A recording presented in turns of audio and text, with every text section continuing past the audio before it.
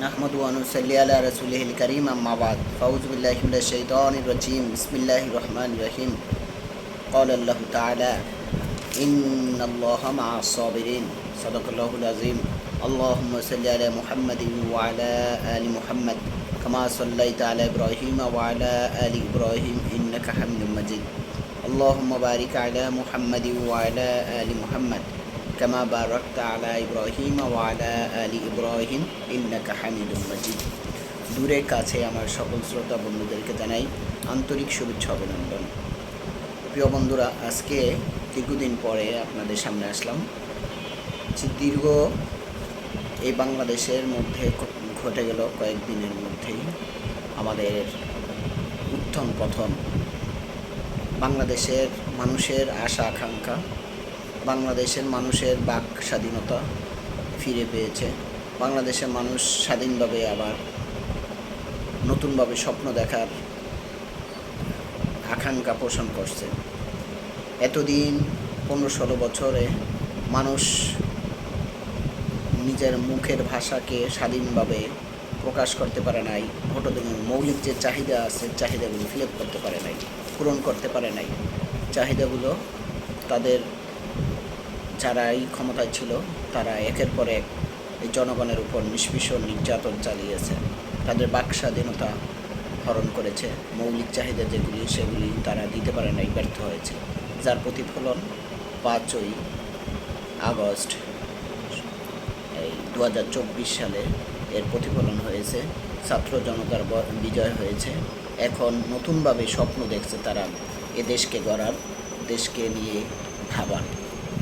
তাদের মৌলিক চাহিদাগুলি এদেশে স্বাধীনতার পর থেকে যারা মৌলিক চাহিদাগুলি দিতে পারে নাই, বাংলাদেশের জনগণ এখন চাচ্ছে যে এই মানুষগুলি যাতে করে মৌলিক চাহিদাগুলি ফেরত পায়।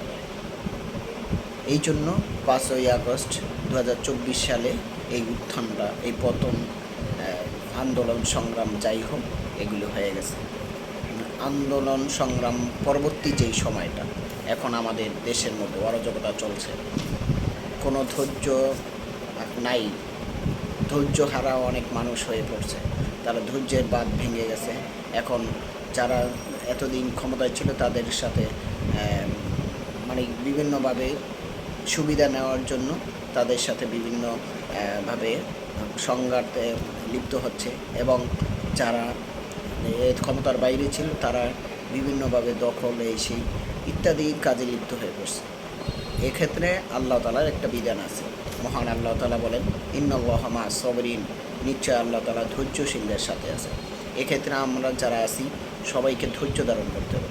যারা ক্ষমতাচ্যুত হয়েছেন তাদেরকেও ধৈর্য ধারণ করতে হবে। যারা ক্ষমতা এখন অন্তর্বর্তীকালীন সরকার যারা আছেন তাদের ধৈর্যের সাথে এই নির্বাচনের আগ পর্যন্ত ধৈর্যের সাথে কাজ চালিয়ে যেতে হবে, পরিবেশ সৃষ্টি করতে হবে, এবং যারা আগামীতে ক্ষমতায় আসবেন তারাও যাতে করে ধৈর্যের পরিচয় দেয়।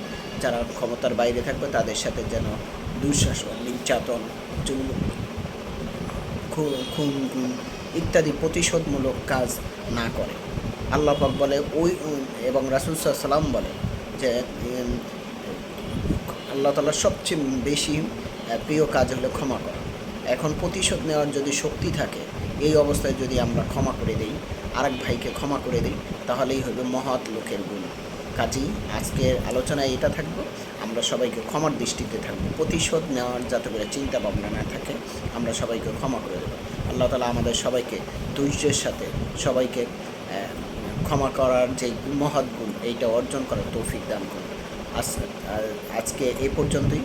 যারা চ্যানেলে নতুন এসেছেন সবাইকে থাকবে এটা শেয়ার করতে, এবং যারা অন্য বন্ধুরা আছে তাদেরকে শেয়ার করে দেবেন যাতে করে সাবস্ক্রাইব করতে পারে। আর যারা আমার চ্যানেলটা এখন নতুন দেখছেন তাদেরকে অনুরোধ করব চ্যানেলটাকে সাবস্ক্রাইব করার জন্য। সবাই ভালো থাকুন, আবার দেখা হবে কোনো এক ভিডিওর মধ্যে। আসসালামু আলাইকুম ওয়া রাহমাতুল্লাহ।